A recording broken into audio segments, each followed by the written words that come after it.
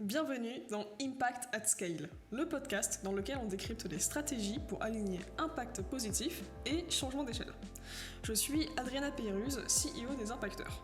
Et très concrètement, on fait du conseil en impact positif pour les entreprises en phase de scale et du conseil en changement d'échelle pour les entreprises à impact positif ou les structures de l'ESS. Allez, trêve de bavardage et place à l'invité de la semaine.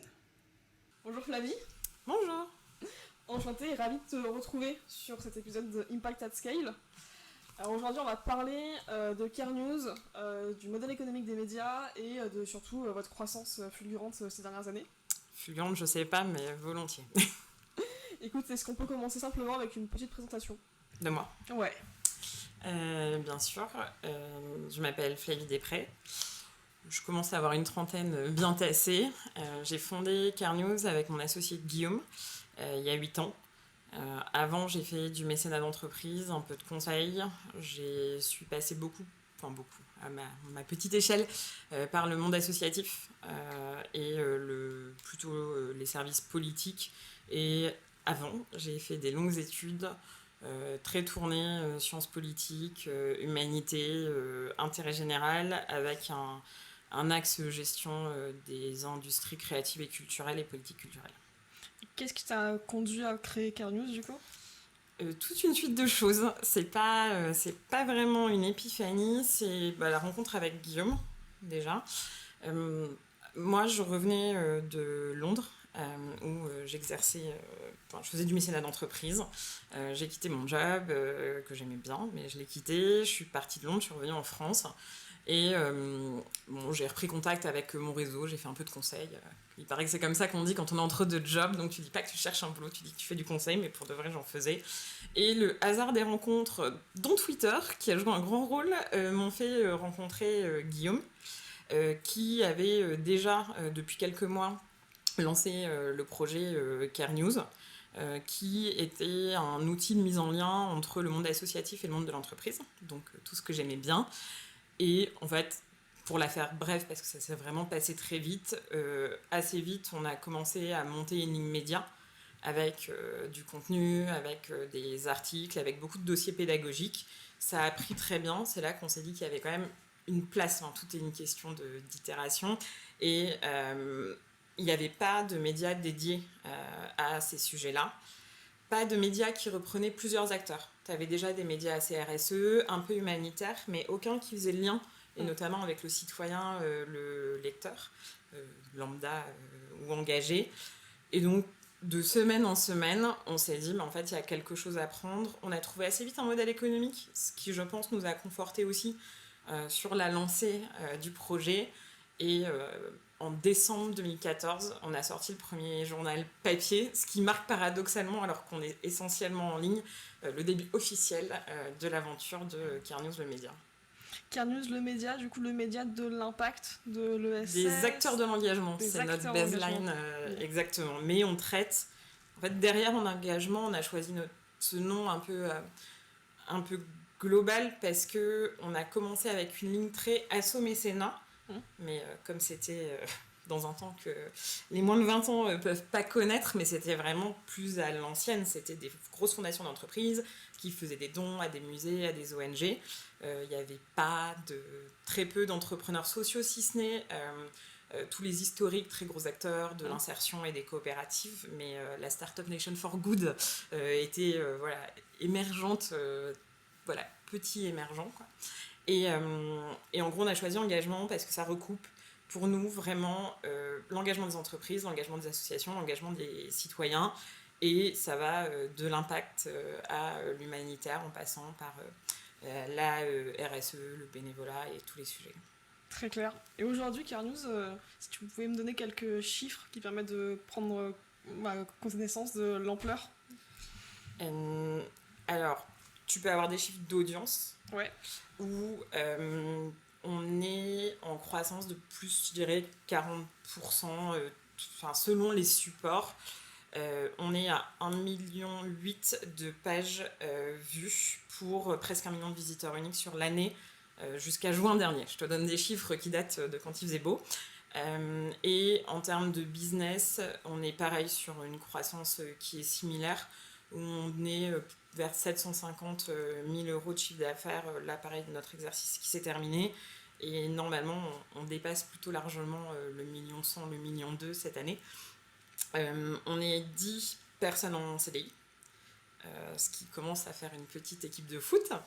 Je passe. Après, on a des audiences de podcast où on est à 50 000 écoutes.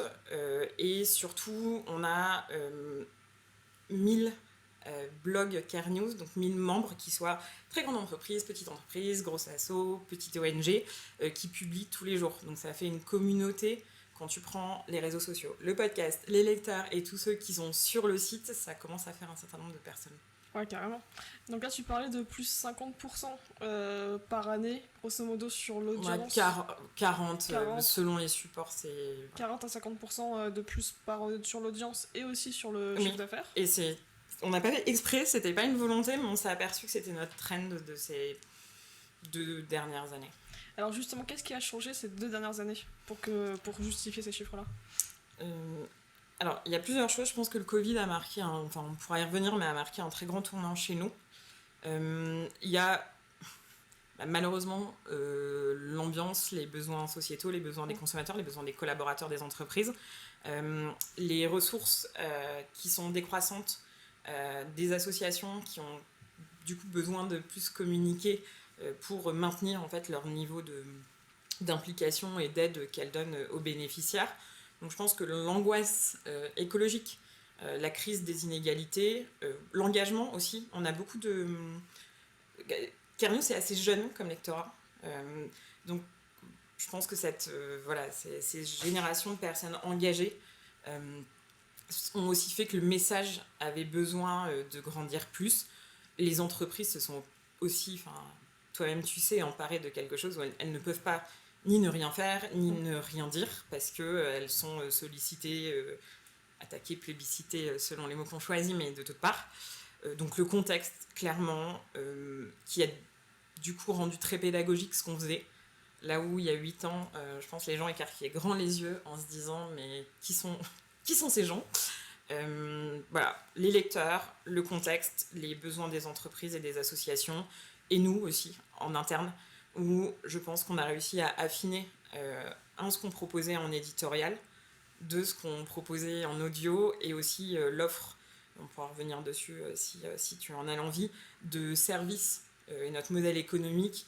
La base est la même, mais on a réussi à la ciseler un peu plus et à proposer aussi des produits complémentaires qui font sans doute partie de la croissance économique, en tout cas de Care News. Allons-y, rentrons dans le détail, parce que c'est vrai que sur des boîtes plus classiques qui vendent des produits ou qui vendent du service, on voit le modèle économique de manière assez claire se dessiner. Sur un média, ça peut être un peu flou, mine de rien, pour les gens. Donc, et pourtant, c'est presque toujours pareil.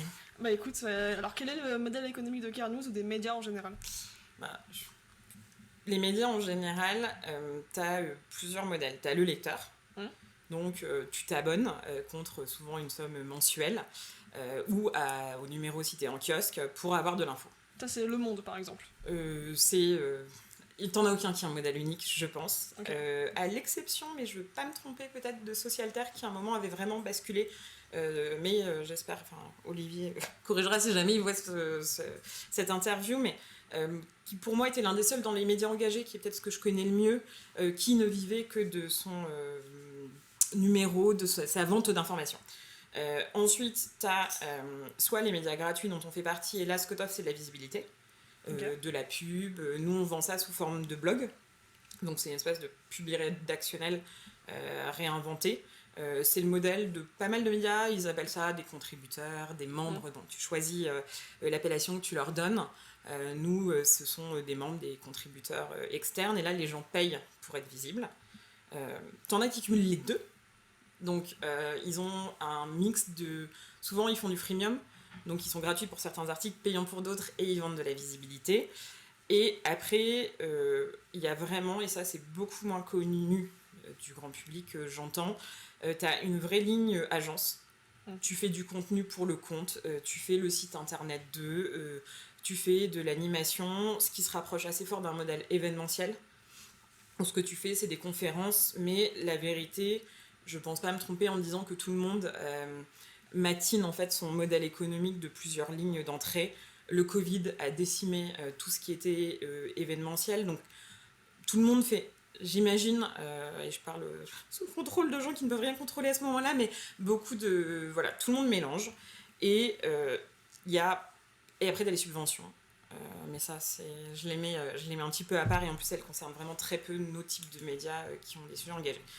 Donc, voilà, maintenant que j'ai fait un cours sur l'économie des médias qui te montre qu'on est toujours finalement dépendant, et ce qu'il faut bien comprendre, c'est que, sauf ceux qui sont vraiment purement sur du don, via un Tipeee si t'es un influenceur, ou via du don média, parce qu'il y a un système de défiscalisation pour ceux qui veulent faire des dons.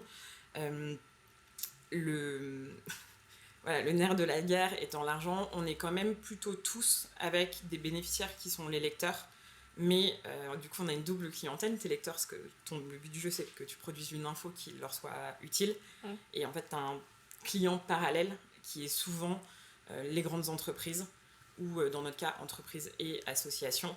Et ça, on le dit pas beaucoup, mais je trouve ça hyper important de pas mentir sur, en fait, on est tous indépendants sans doute par notre board et par éthique, et parce que c'est notre souhait, mais tout le monde a des clients. Ouais. Et donc chez Care News, je vais répondre exactement dans le même ordre. Nous, on vit à 70%, entre 60 et les 3/4 selon les années d'abonnement. Donc des gens qui payent chaque année pour avoir de la visibilité sur Care News. Ça, c'est packagé, ça leur permet de s'exprimer. Nous, ça nous permet d'avoir aussi une richesse éditoriale, parce qu'on cumule un nombre d'informations important. C'est un peu comme des articles sponsorisés qui apparaissent. Okay. Pareil, comme des contributeurs externes, c'est exactement ça. En tant que lecteur, on le voit, qui sont sponsorisés. Ouais. C'est logoté. Okay. C'est marqué dans la newsletter. Et la charte éditoriale fait que, c'est un choix qu'on a fait, ça ne parle que de leurs engagements. Donc c'est pas très peu, sauf pour certains acteurs, mais on a beaucoup limité la publicité produit. Ouais. Donc c'est des portraits de partenaires, des demandes d'appel aux dons. C'est pas de la conso, on va dire. Nous, c'est notre choix. Je comprends qu'il y en ait d'autres, et pas mal d'expertise aussi, ou de retour d'expérience. Donc ça, c'est 70%, et les 30 autres pourcents sont ce que nous, on a regroupé sous le studio. Et là, c'est du sponsoring de podcasts, du sponsoring de nos publications, un tout petit peu de création de contenu, mais toujours lié à ce qu'on fait, à notre métier. Donc toujours de l'engagement, et qui a des interactions avec Care News. On ne fait pas des choses qui partent ailleurs sur le web, ou sur du papier, ou voilà, c'est toujours très lié à notre cœur de métier. Du coup, c'est plus de la monétisation de votre audience que de la production de services comme une agence en marque blanche. Vous auriez pu capitaliser sur votre expertise de production de blog, ou de référencement, j'imagine, etc. Et vous ne vendez pas ça aujourd'hui. Non, on aurait pu, et c'est un vrai choix business. Nous, ce qu'on trouve dans l'abonnement, c'est que c'est un choix qu'on a fait avec Guillaume, avec notre équipe, avec tous les gens qui ont la gentillesse de nous accompagner, et le talent aussi depuis un certain nombre d'années. On trouvait ça très sain. L'abonnement te donne une répartition de tes revenus qui fait que t'es jamais en danger si tu n'aimes pas. Et moi, je suis toujours triste quand quelqu'un quitte Care News, même s'il a des bonnes raisons. Mais c'est très sain, c'est récurrent. Ça permet ce que nous on pense, c'est-à-dire d'éviter aussi des frictions avec la rédaction, parce que chacun peut prendre la parole, alors on contrôle ce qui se dit, mais ça permet une richesse éditoriale, ça permet de ne pas avoir de choses un peu... voilà, parce que ça, c'est un autre modèle économique dont je n'ai pas parlé parce qu'il n'est pas légal, mais il existe, de gens qui payent pour atterrir sur des plateaux, pour avoir des articles, et où c'est pas mentionné, alors que c'est complètement... c'est pas éthique, c'est pas légal, c'est tout ce que tu veux, mais ça existe pour de vrai. Donc nous, ça nous évite ça. Et l'agence que j'adore, c'est vraiment hyper intéressant, c'est très chronophage, c'est beaucoup de notoriété, donc ça a l'avantage, mais déjà il y a des gens dont c'est le métier qui font ça bien, de manière plus industrielle que nous. Ça veut dire que c'est une autre équipe, puisque c'est pas la rédaction, et en fait c'est beaucoup plus instable, parce qu'il faut toujours aller rechercher. Une fois que tu as terminé une opération, il faut recommencer. L'avantage de l'abonnement, c'est que même si tu as un suivi client, et on fait très attention aux gens qui partagent Care News avec nous, c'est quand même plus stable. C'est nos choix. Je dis pas qu'ils sont bons, mais ça nous assure quand même une croissance qui du coup est pas fulgurante parce que les agences souvent c'est des gros volumes financiers, mais ça retombe alors que là c'est plus doux comme croissance. Ouais. Tu vas chercher du revenu récurrent. Exactement. Et stable et voilà. Justement, rentrant dans le détail là-dessus, quel est le panier moyen, si tu peux le communiquer sur les abonnements? Oui, alors en fait, je te donne l'entrée de gamme pour comprendre l'abonnement, l'entrée de gamme, et ça va changer en janvier, mais à 5 000 euros. Okay. C'est une somme qu'on a choisie petite, c'est de l'argent, hein, mais petite pour des corpos, des entreprises ou des grosses associations. C'est gratuit pour les assos à bénéficiaires directs et qui vivent de la générosité du public. Et donc les 5 000 euros concernent les réseaux, les fondations, les entreprises, les startups et qui tu veux. Ce qui fait monter le panier chez nous, c'est de fournir du contenu, donc d'avoir des petits packages justement de contenu, et aussi tout ce qui est visibilité publicitaire. Donc soit du pré-roll dans les podcasts, soit la banner sur le site, une petite place dans la newsletter, bon, ça, c'est de la pub, hein, je ne vais pas toutes te les faire. Et donc ça nous met un panier moyen qui doit être un petit peu au-dessus de 6 000. Sachant qu'on en a quand même beaucoup qui sont sur l'offre freemium, donc ce qui le fait grimper en fait c'est plutôt le gap avec des paniers à 12, 13, 15 000 euros. Et votre stratégie là actuellement, c'est d'aller chercher un maximum d'abonnements ou de faire monter le panier moyen? Les deux, mon capitaine. Non, nous là on est sur une stratégie de développement de l'abonnement parce qu'on trouve que c'est tellement... Alors, vertueux, c'est pas tellement le mot, mais c'est tellement efficace, mais pas que économiquement. En termes de lectorat, d'éditorial, c'est un système où vraiment on sent qu'on tient un truc et on n'est pas les seuls d'ailleurs, sinon ça marcherait pas. Donc ça, on trouve que c'est vraiment hyper important. Et après, ce qu'on trouve aussi, c'est qu'il y a beaucoup d'entreprises ou d'associations qui ont toujours finalement un moment de l'année où ils ont un besoin de visibilité plus grand ou besoin de nous pour communiquer, et qu'on peut assez facilement trouver des choses de communication un peu douces, sponsoriser notre podcast sur le monde associatif et éventuellement offrir un ou deux hors-série à ses partenaires associatifs. Donc pour l'instant on est très concentré sur faire rentrer de l'abonnement, mais le fait de fournir du contenu en plus le fait vivre beaucoup plus aussi en termes d'animation. Donc c'est les deux. On va détailler ça. Pour conclure sur la partie abonnement, combien d'abonnés vous avez là actuellement? On héberge 1000 blogs. 1000 et blogs. Sur les 1000 blogs, t'en as un peu plus de 100 qui sont payants. Et le studio doit représenter, en plus des abonnés qui parfois sont dans les deux pôles, une quarantaine ou une cinquantaine de clients.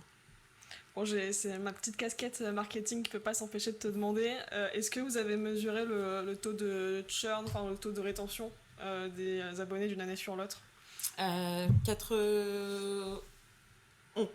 On a un taux de rétention de 96%. Ah oui, c'est 95 énorme. Ou 96. Je veux pas en abonnement, pas en agence, parce que comme je te l'ai dit, l'agence c'est beaucoup plus volatile. Mais voilà, je veux pas mentir par excès d'ego ou d'hubris d'entrepreneur, mais on est, je dirais 95, je suis dans le vrai. Ah oui, c'est énorme. Oui. Alors justement, qu'est-ce que vous mettez en place pour les retenir? Alors ça, c'est ma super équipe. Déjà, il y a un système où quand tu rentres chez Carnews, comme ton contenu est hébergé, si tu supprimes ton blog, on le déréférence. On déréférence le blog si tu n'es plus abonné. Donc, c'est pas très bon pour ton référencement, c'est pas très bon pour toi. Si on peut parler un peu technique, on est aussi sur des systèmes où on rentre dans le budget des gens. Donc, ça devient comme une habitude. C'est comme... l'abonnement, c'est la salle de sport. Donc, il faut que tu arrives à ce que les gens rentrent dans la salle de sport. Ensuite, qu'ils fassent du sport pour qu'ils trouvent ça bien. Et ensuite, qu'ils aient intérêt à y rester. Parce que, bon, s'ils s'abonnent à la salle de sport et qu'ils y vont jamais, au bout d'un an, généralement, ils partent. Donc, nous, ce qu'on fait, c'est qu'on essaye de leur proposer souvent des moments d'interaction, de leur proposer des idées sur lesquelles publier. On les aide à publier. Après, t'en as vraiment qui se débrouillent hyper bien. Ça marche très bien. Ça ressemble un peu en back-office à un WordPress. Donc, si tu sais mettre un post sur un réseau social, a priori, tu sais te servir de Carnews. Donc ça marche et on les sollicite. On les voit régulièrement, et après c'est quand même un système qui a fait ses preuves. Et il y a un autre truc qui est lié à nous et pas à nous dans l'absolu, c'est que vu euh, l'importance de nos sujets aujourd'hui, c'est impossible de ne pas avoir une présence sur le web. Et le fait d'être sur une plateforme qui est un tiers support et que ça soit pas ton blog d'entreprise que personne ne consulte ou très peu, sauf si tu es une start-up SaaS et que tu as 4 personnes qui font ça à temps plein, et ben en fait ça remonte beaucoup mieux dans le référencement. Ça permet aussi de communiquer d'une manière différente, moins frontale que d'avoir des signaux partout qu'on est prescripteur de ce qu'on dit. Donc je pense que c'est ça aussi qui fait la force, et il y a un effet collectif. Je pense que se retrouver à 1000 pour parler de ces sujets-là, ça marche bien. Donc j'ai pas de recette magique, c'est beaucoup de bon sens. La proposition de valeur, elle est forte parce qu'il y a à la fois la performance du contenu avec le référencement, etc. Et puis il y a ce côté un petit peu crédibilité, puisque c'est sur le blog de Care News. Du coup, ça rassure, effectivement, ça peut-être inspire plus confiance dans un contexte où là, les Français ont très très peur, sont très méfiants vis-à-vis des marques qui disent s'engager. Oui, et puis tu as une appétence pour les médias. Ouais. Il faut se rendre compte, j'ai pas de budget en tête, mais les budgets RP sur ces questions-là sont très très grandes, avec un taux de filtrage des médias généralistes qui lui est aussi très très grand. Donc il y a beaucoup de dépenses pour pas grand-chose. Et on est quelques médias spécialisés sur ces sujets-là qui offront la possibilité, à la fois en éditorial, journalisme via ma rédaction et via nos systèmes, d'avoir une présence presse et qui n'est pas que de la présence de corpo, c'est aussi de s'inscrire quelque part. Et ça, je pense que c'est vraiment très important pour à la fois nos clients et pour les lecteurs aussi, qui peuvent retrouver une info. Nous, on a des petites structures ou des entreprises moins connues sur ces sujets-là.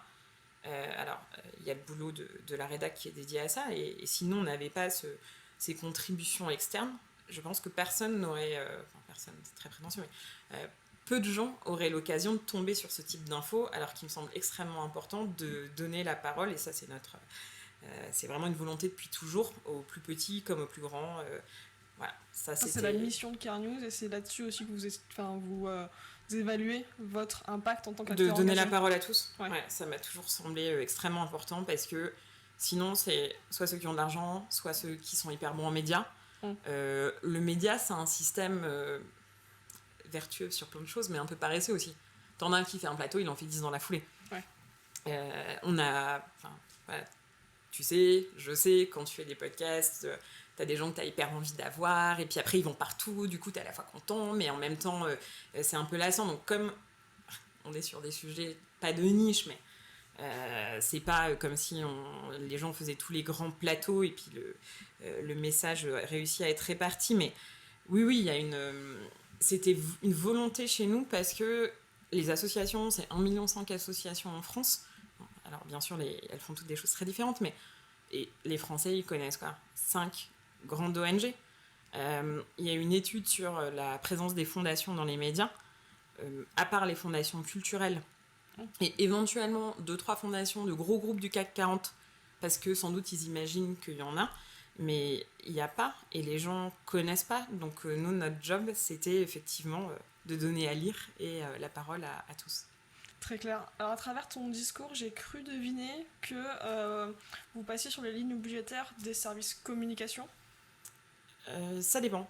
Okay. C'est une vraie évolution. On a commencé, donc là je te parle des clients entreprises, comme ça on va faire plus simple, parce que c'est là où est l'évolution. Chez les assos, c'est toujours la com. On était sur les fondations. On a pas mal basculé sur les services com, effectivement, et depuis quelques mois, je dirais, sur les directions d'engagement. Ok. Et parfois RSE, très peu presse. Les partenariats médias sont parfois gérés par la presse, parfois par la com.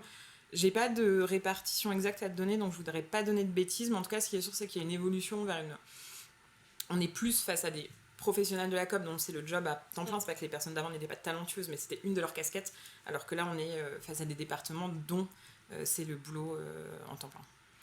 Et du coup, je garde ma casquette marketing pendant encore quelques questions. Comment vous allez les chercher? Est-ce que d'ailleurs vous allez les chercher? Est-ce que vous avez une stratégie plutôt de les attirer à vous? Est-ce qu'ils rentrent tout seuls Est-ce qu'ils rentrent tout seuls? Est-ce qu'ils frappent à la porte? Bah, c'est assez variable. On fait peu de prospection pure et dure, même si on s'y met cette année. C'est le grand projet. Je pourrais revenir dans un an te raconter cette aventure marketing qui nous attend. Non, on a beaucoup de demandes entrantes ou de cercles proches, ou par réseau, par échange.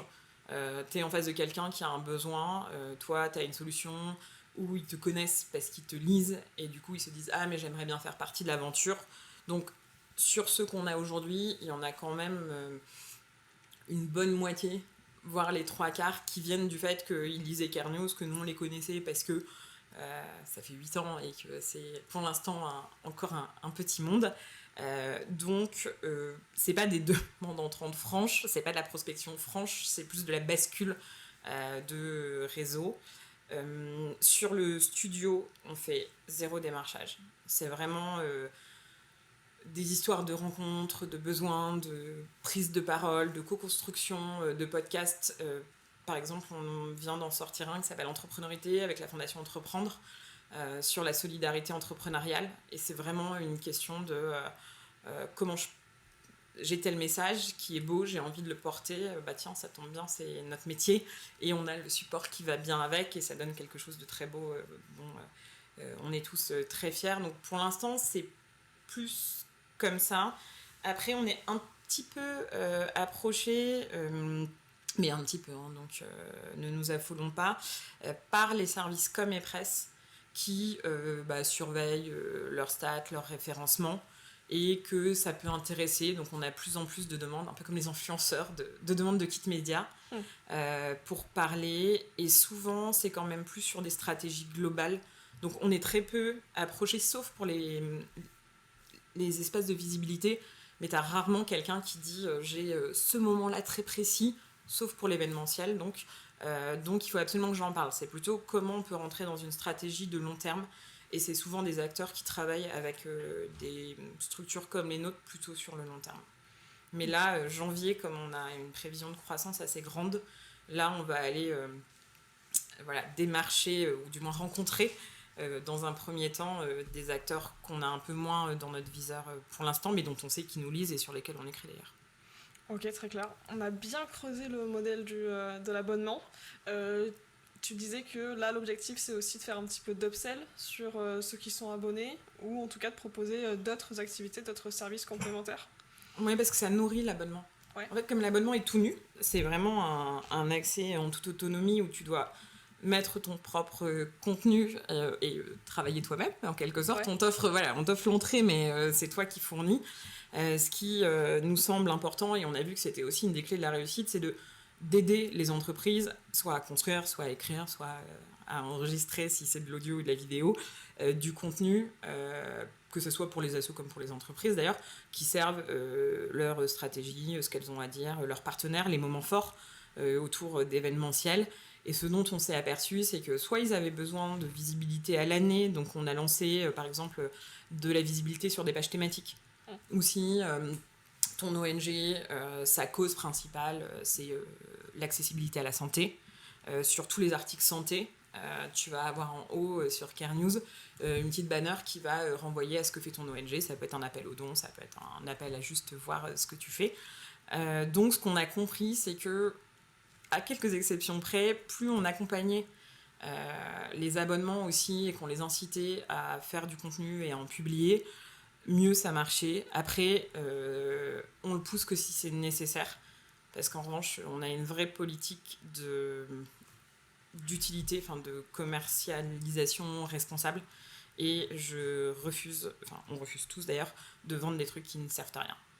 Donc c'est pour ça que le panier moyen est en fait pas si loin du panier freemium, même si sans doute qu'il y a des gens qui en marketing seraient dévastés par un choix tel que celui-là, mais on va pas bourrer les abonnements d'options qui ne servent à rien pour le plaisir, même s'ils sont certainement de faire grandir notre chiffre d'affaires.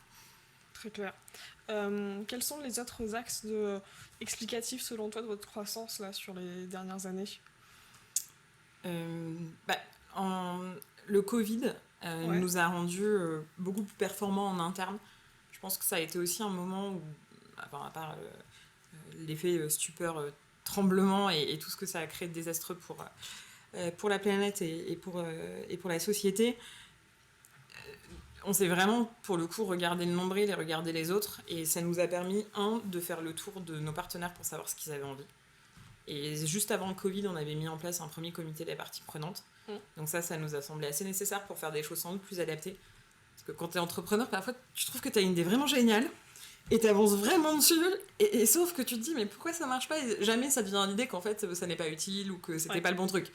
Voilà, donc ça te permet d'éviter un peu ce biais-là d'être tout seul avec ton truc dans ton tunnel. On a réussi à être beaucoup plus organisé, à travailler aussi sans doute la qualité de ce qu'on faisait et le fait que les sujets montent en puissance nous ont fait monter en puissance éditoriale, qualitative, quantitative. Et ça correspond à la période où, comme on était assez solide en abonnement, ça nous a permis de lâcher un peu les chevaux sur tout ce qui était créativité et agence, qui est à la fois une rentrée de notoriété et une rentrée financière. Et c'est de cette période-là que date le top 50 de l'entrepreneuriat impact, qu'on a pu enchaîner avec un baromètre des directions d'engagement. Là, on vient de sortir un annuaire des solutions RSE. Changer la norme, mon podcast date juste d'avant, mais Ceux qui font, qui est notre podcast dédié au monde associatif et Covid natif, puisque le premier but de Ceux qui font, c'était de parler des assos pendant le Covid et de savoir comment les gens pouvaient les aider depuis leur canapé. Ensuite, on a lancé Impact Mania. En fait, ça nous a permis de lancer plusieurs projets qui ont chacun des déclinaisons. Donc, qui sont rentables, est un bien vilain mot, mais pour de vrai, en termes d'effort, d'énergie et de savoir-faire, on est devenu bien meilleur. Et ça permet de toucher des cibles un petit peu différentes. Un petit peu différentes, de proposer d'autres messages aussi. Donc ça touche des cibles à la fois en lecteur et en commercial, je pense, qui sont assez différents. Et ça te permet d'avoir et le travail de la rédaction qui, lui, est très visible et très bon pour le référencement, mais aussi dans les galaxies, des astres qui brillent un peu et qui font des coups de projecteur de temps en temps et qui te permettent un effet d'émulation. Et ça nous a permis de monter en compétences incroyablement, parce que quand tu te mets à faire des études, le podcast est plus une histoire de rencontre, mais quand tu commences à faire des études et à travailler là-dessus, sur la data, sur la connaissance du secteur, tu progresses, mais par paliers très grands. Donc il y a ça, et c'est aussi des choses qui donc sont très courtes, c'est vraiment en mode mission, mais qui tapent très fort, et tout ce qui est sponsoring de ces sujets-là et partenariats autour des podcasts ou des études a aussi fait grimper le chiffre d'affaires de studio, mais comme l'abonnement montait, aussi les proportions sont restées les mêmes. Et après, il y a un dernier point dont j'ai pas parlé sur le fait qu'on ait progressé, mais on en a un peu parlé en parlant des services communication, mais on dit souvent que le secteur se professionnalise, de l'ESS, de l'impact, etc. Mais l'arrivée de toute la Startup Nation for Good, de l'impact, d'un nombre de cabinets, de conseils, de la RSE, de la norme, des lois qui sont sorties, et de la montée en puissance des associations, des entreprises et des gens sur le sujet, nous a aussi fait un effet miroir où on a progressé, ils progressent. Enfin, tu as une course à l'escalator qui est véritable. Ce qui permet d'arriver à plus 40% sur la dernière année et de viser à peu près autant sur l'année à venir, c'est ça? Ouais, on n'est pas très créatif, on s'est dit c'est un bon chiffre, on va le garder.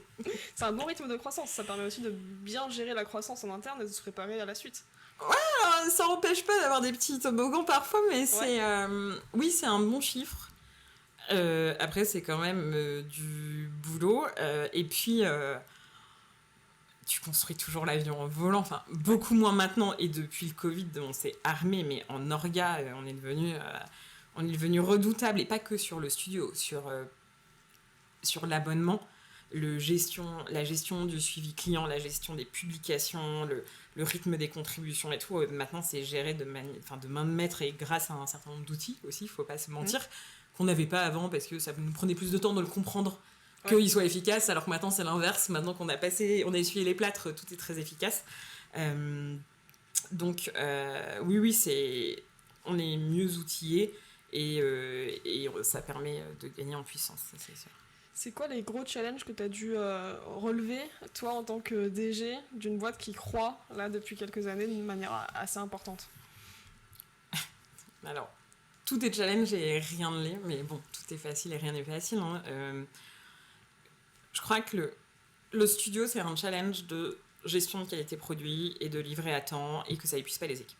Ouais. Voilà, ça, mais c'est pas du coup ce qui est pour moi le plus difficile et c'est ce qu'on contrôle assez bien. Faire monter les abonnements, c'était sans doute un challenge. Surtout le suivi client. Comment tu fais pour suivre 1000 blogs dont une centaine de payants et pour qui publient tout le temps. Et là, c'est le vrai défi du moment, c'est est-ce qu'on leur envoie des pushs, un peu comme quand tu veux acheter un truc sur Internet et que tu t'en vas et qu'après, pendant 3 jours, tu as des emails et des pop-up qui te sautent à la tête. Et nous, on trouve que c'est pas très responsable, donc c'est pas trop ce qu'on a envie de faire. En même temps, ça serait pas très réaliste à la mano, même si on aime tout le monde et que c'est un vrai plaisir d'appeler les gens tous les jours. Je pense qu'au bout d'un moment, ils pourraient plus nous entendre, et deux, c'est ingérable. Donc il y a un vrai sujet sur comment on fait vivre, même s'ils vivent plutôt bien, mais comment on fait encore mieux. Ça, c'est le vrai challenge. Je te passe le challenge RH qui, voilà, quand tu commences à avoir des postes clés et que les fondateurs délèguent, tu coupes les fils du parachute ou de la montgolfière comme tu veux, et du coup il y a un moment où c'est un vrai cap, et ça on a beaucoup progressé aussi, je pense. Vraiment. Vous avez dû déléguer à des personnes en interne qui sont montées ou recruter des Les postes deux. managers? Les deux, et en revanche ce qu'on a fait, et du coup je le conseille à tout le monde, on a beaucoup musclé notre process de recrutement. Ouais. Alors, ça fait très prétentieux comme ça, parce qu'on ne recrute pas non plus tous les jours. Je n'embauche pas 200 personnes parce que j'ai levé 10 millions. Mais d'être très au carré, déjà en amont sur qui on voulait. Parce que quand tu commences et que tu embauches à un rythme relativement doux, tu cherches toujours des moutons à 5 pattes. Tu te dis, mais ça serait bien quelqu'un qui vend, mais quelqu'un qui upsell, et puis il pourrait prospecter, puis il pourrait nous donner des idées, puis bon, finalement, en plus, tu veux quelqu'un de sympa. Bon, voilà. Généralement, donc là, on s'est un peu pas calmé, parce que je pense que c'est des erreurs qu'on devait faire, et ça nous a permis de recruter des profils hyper hybrides et très très bons. Mais là, on s'est vraiment posé en se disant, allez, la vie est faite de choix. On s'est fait accompagner. Moi, je me suis fait accompagner et pour recruter la rédaction, parce que j'ai eu la rédac chef au tout début de Care News, et pour la recruter en commercial, et d'avoir quelqu'un qui t'aide à structurer ton offre, parallèlement à éventuellement un cabinet de recrutement, mais qui regarde tes besoins et qui te dit voilà. Et aussi, je me fais pas toujours, mais accompagner sur l'onboarding, notamment quand il y a une passation fondateur responsable de quelque chose, parce que malgré toutes les bonnes intentions du monde, même si t'es pas contrôle fric, même si tu fais confiance, je pense qu'il peut y avoir des maladresses, et ça permet aussi, le fait de se faire accompagner, d'avoir quelqu'un que la personne qui vient de nous rejoindre peut contacter en disant j'ai ce besoin-là, ou je trouve que je ne suis pas assez autonome sur, ou au contraire j'ai plus besoin, et ça fait un médiateur, et moi je trouve ça très sain. Et en tout cas sur nos... Est-ce que tu as un cas concret là-dessus j'ai un cas concret. Je vais avoir un cas concret parce qu'on vient de recruter quelqu'un.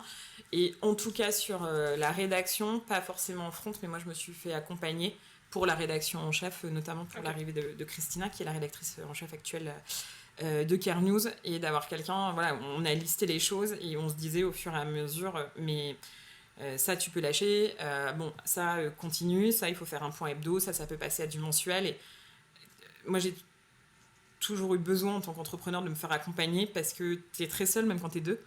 Et l'autre n'a pas forcément les compétences que t'as non plus. Donc là, d'avoir quelqu'un de tiers, ça permet une tranquillité d'esprit et une rapidité de décision, même si l'indécision c'est pas mon plus gros défaut.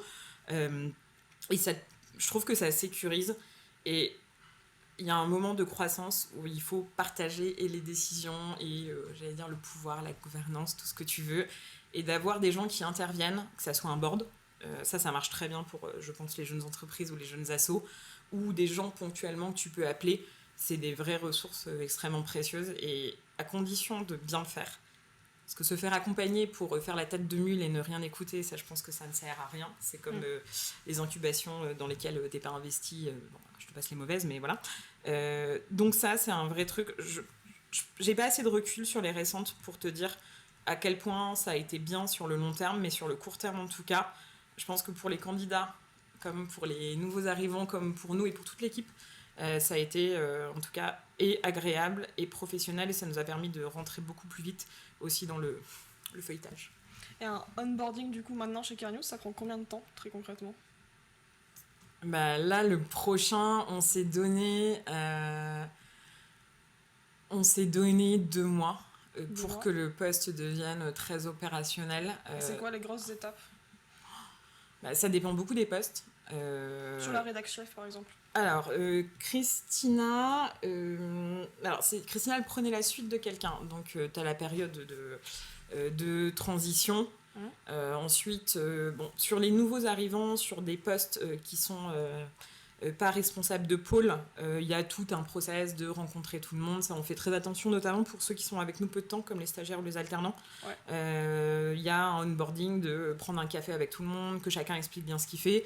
On a utilisé Trello, ça c'est un truc qu'un copain m'avait donné. C'est un truc qui s'appelle le monde de la Care Team, et t'as bienvenue dans la Care Team, où là vraiment c'est une boîte à outils de ressources avec les questions que des gens n'osent pas forcément poser ou posent un peu. Voilà, donc comme ça ils ont tout d'un coup. On a essayé vraiment, et à chaque fois on demande un retour aux stagiaires ou aux alternants qui ont été chez nous pour savoir comment le compléter, donc pour faire la boîte à outils la plus complète possible. Et après l'équipe n'est pas non plus très grande, donc voilà, avoir les bons outils, avoir quelque part les réponses à toutes les questions possibles et essayer de se remettre en cause régulièrement, ça me semble. Onboard pareil il y a 2 ans, il y a 1 an. Puis on a eu des onboardings un peu rock'n'roll. Basile est arrivé 1 semaine avant le 2e confinement. Okay. Donc là, on n'est pas. Ça change tout en fait d'être en full distanciel ou d'être ensemble. Et ensuite, je pense que le vrai secret, c'est de faire des points que tu espaces au fur et à mesure pour pouvoir balayer tous les sujets. Et du coup, de faire des points sur les postes, en tout cas de responsables chez nous, avec des tiers, moi, me permet de mettre les idées au clair, et aussi de plus avoir cette charge mentale de tout vérifier tout le temps, qui est une charge que je m'impose moi-même, hein, parce qu'en fait, les gens, finalement, tout va très bien. Donc, voilà. Mais j'ai pas encore assez de secrets. Mais peut-être dans 2 ans, j'en aurai plein à donner, mais là, pas vraiment. Eh ben, on te réinvitera pour en parler. En attendant, du coup, tu as parlé de board. Il y a une gouvernance un petit peu ouverte chez Care News avec des personnes externes. Alors, nous déjà, on a des investisseurs. Ouais, parce que vous avez levé. Oui, on a levé, puis t'as les gens de la Friends, Family et Business Angel du début. Ensuite, on a levé, mais on a un investisseur en capital. Donc, il y a cette instance qui est là 1 fois par an. On a fait un board informel ou formel. On a essayé plusieurs choses. On a eu un board d'experts. Ça, c'était vraiment très chouette. Mais on a arrêté. Ça prenait beaucoup de temps, mais à eux aussi. Ça nous ouvrait aussi beaucoup de choses. C'est-à-dire qu'on avait beaucoup de retours sur ce qu'on faisait, mais ça nous donnait beaucoup d'idées. Donc, ce qui n'était pas très bon en termes de canalisation, notamment de ma personne, où je repartais de là en me disant, mais alors, si on faisait 16 000 choses à la fois. Donc, voilà, on a arrêté. Les parties prenantes, c'était une vraie bonne idée. Et moi, j'ai une petite tendance à faire quand on lance un nouveau truc, à appeler un cercle de proches. Voilà, j'en ai 30 et je choisis selon les compétences dont j'ai besoin. Et ça me semble hyper important quand tu lances quelque chose. Et du coup, c'est du lecteur, du client, du copain du secteur qui me fait un mini retour. Mais un mini, hein, je demande pas des heures, j'envoie une presse, j'envoie le truc et je leur dis qu'est-ce que t'en penses. Donc ça fait des mini copiles, ça. Et à un moment, on a eu un comité stratégique. Et là, c'était vraiment intéressant. Donc il n'a pas perduré là maintenant parce que on s'est occupé beaucoup de la croissance, etc. Et c'est toujours dur de faire la balance entre prendre le temps de réfléchir et prendre le temps de faire. Enfin, c'est dur, c'est un problème de riche, mais ce qui existe vraiment. Et là, c'était hyper bien, mais il faut tellement être discipliné. Parce que voilà, moi je fais partie aussi de quelques instances, et je sais que voilà, je suis le cordonnier le plus mal chaussé. Moi j'aime avoir les infos 15 jours en avant pour pouvoir les rebosser, qu'on me sollicite exactement sur ceux où je peux être utile, qu'on me dise où ça en est. Et en fait, c'est quand même beaucoup de boulot. Et là, on avait la croissance de l'équipe commerciale et de notoriété à gérer, donc on n'a pas suffisamment pris le temps de le faire. Après, je préfère ne pas le faire que le faire à moitié, parce que tu sollicites le temps des gens. Donc ça, c'est un vrai bon truc d'avoir un board même informel, c'est quand même c'est très chouette. Conseil pour tous les entrepreneurs à impact qui nous écoutent. Ouais, même les autres, en fait. Après, c'est des questions de nature. T'as des gens qui adorent être aidés, d'autres qui n'aiment pas, des gens qui ont besoin de réfléchir seuls, des gens qui ont besoin de réfléchir en collectivité, des gens que ça rassure d'avoir de l'aide, ouais. Des gens qu'au contraire ça angoisse. Donc non, le meilleur conseil c'est écoute, tout le monde cherche, mais pour de vrai sois à l'aise avec toi-même, parce que c'est quand même toi la locomotive au bout d'un moment. Donc fais pas non plus des trucs, ça sert à rien de se mettre dans des machins qui nous contraignent et qui nous mettent mal à l'aise. J'ai envie d'aborder avec toi un sujet que tu as juste évoqué là et qu'on a un petit peu traité en off ensemble, qui est celui de la levée de fonds. Oui. Est-ce que tu peux nous parler de la levée de fonds de Carnews ? Bien sûr, alors elle est un peu vieille. Ouais, c'était quand ? Début 2019, donc on a entamé les négos en 2018. Alors moi, ça a été une expérience assez curieuse. Je n'avais jamais, mais moi c'est pas du tout ni mes études, ni ce que j'ai fait avant. Bon, j'ai pas non plus 100 ans, mais... donc nous, on avait fait une levée de fonds. Je ris parce que, en fait, c'est hyper chouette parce qu'on a réussi à avoir autour de la table qui on voulait et des gens vraiment qui nous aident, qui sont bien, qui ont l'impact à cœur. Mais on s'est un peu chauffé sur quelque chose de compliqué. Mais c'est aussi, quand t'es un média, c'est hyper dur de lever. Sauf, j'imagine, si tu fais... du service à côté, ça on n'en a pas parlé, mais par exemple un Welcome to the Jungle qui est une plateforme de recrutement et qui a un SaaS derrière, ouais. En fait il lève sur le SaaS, j'imagine, je dis ça, j'imagine. Donc il y a ça, et donc déjà tu avais tous les fonds, bon ils disent les médias c'est non, bon bah ok, bonne nuit, tous les médias qui ont essuyé des plates sur un autre média, et qui disent « Ah bah ouais, c'est hyper sympa comme idée, mais comme on a eu machin et qu'il a fait faillite, et qu'en plus, généralement, c'est des personnalités infernales, on me dit, bon bah donc en fait, donc quand t'as un copain qui t'a savonné la planche, ça ne va pas. T'as beaucoup de médias qui lèvent de façon collective via soit des plateformes d'impact, soit de non. Alors nous, c'était pas trop notre truc. Déjà, je pense pas qu'on ait l'audience à l'époque, enfin à l'époque certainement pas. Et ensuite, je me suis dit, mais... quel enfer quoi, on va jamais y arriver là maintenant à notre taille, donc voilà, tout ça pour dire c'était un peu compliqué. On a été pas mal aidés par nos clients qui en fait avaient quand même des pistes et qui croyaient, donc ils pouvaient pousser entre guillemets notre dossier, même si à la fin on a beau dire ce qu'on veut, c'est une histoire de chiffres, il n'y a pas de je connais pas beaucoup de gens qui disent tiens je vais les financer parce que vraiment ils sont sympas quoi. Donc nous on a levé en 3 morceaux différents. C'est mon associé qui s'est occupé de tous les aspects techniques, accompagné par un conseil juridique. Moi c'est vraiment pas ma spécialisation, ni la finance, ni tellement les chiffres dans cela, et certainement pas à l'époque. Après j'ai beaucoup appris depuis et ça m'a beaucoup appris. Mais on a levé en 3 morceaux séparés, en capital, en obligations et en dette. Donc bah là... bonne idée, parce que du coup, tout le monde peut mettre des sommes. Enfin, tu ne demandes pas une grosse somme, tu en demandes des plus petites. Mais ça fait beaucoup d'acteurs, en fait. Ouais. Donc, c'est un peu le manège, quoi. T'as un truc qui change, il faut voir les autres. Donc, voilà, plus il y a de personnes, plus c'est intéressant, mais plus c'est compliqué. Ça n'a pas été si compliqué que ça. Moi, ça n'a pas été mon moment préféré chez Carnews. Et honnêtement, j'ai vraiment l'impression, et c'est vraiment odieux à dire, mais qu'on aurait levé le double, on aurait mis autant de temps. Ok. Non mais je vais pas te faire ce mec de LinkedIn qui te dit j'ai levé 250 millions, j'en aurais levé un, ça aurait été la même chose. Ça aurait été, personne ne te donne 249 millions supplémentaires juste pour le plaisir d'eux. Mais on n'a pas levé une très grosse somme, donc ça nous a permis quand même de refaire le site, d'embaucher, enfin ça nous a vraiment permis des choses, mais peut-être qu'on aurait pu être un peu plus ambitieux, mais avec un business média, puis c'était l'époque où les seuls mecs, enfin les mecs qui levaient beaucoup en impact, c'était de la tech. Ouais. Et quand tu arrives avec une croissance un peu bourgeoise, parce que bon là on est à 40%, ça fait riche et encore... voilà, mais et quand tu arrives et que tu as des mecs qui leur disent ah oui mais moi alors j'ai 2 clients, je perds autant d'argent que le PIB de certains pays, mais je vaux 11 millions. Et ben en fait on était dans cette époque où nous on avait l'air un peu on avait l'air petit, on n'avait pas l'air ambitieux, et ça nous a suffi finalement parce que ça nous a permis de pas trop nous diluer. 2, d'être indépendant, et ça c'était une vraie volonté de savoir qui investissait, comment, dans quelles conditions, et aussi parce qu'il y a quelques médias qui sont détenus par des gens qui n'ont pas que des bonnes intentions en France, et on voit ce que ça peut donner. Bon, nous c'est pas notre cas, puis ça sera jamais notre cas, donc tant mieux. Mais voilà, après t'apprends beaucoup, parce que ne serait-ce que te raconter tout le temps t'oblige à être hyper cohérent avec tes associés, avec toi-même.